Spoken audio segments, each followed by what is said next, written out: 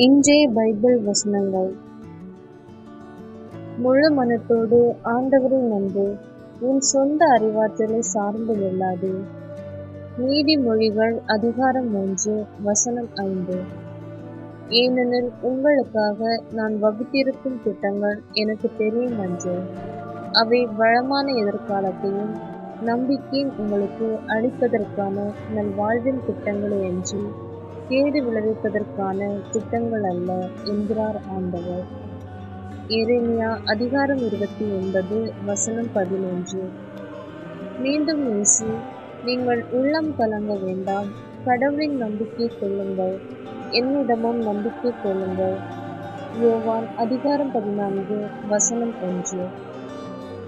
மாறாக நம் பாவங்களை நாம் ஒப்புக்கொள்வோம் என்றால் கடவுள் நம் பாவங்களை மன்னித்து குற்றம் அனைத்திலிருந்தும் நம்மை தூய்மைப்படுத்துவார். ஏனெனில் அவர் நம்பிக்கைக்குரியவர், நேர்மை உள்ளவர். 1 யோவான் அதிகாரம் 1 வசனம் 9.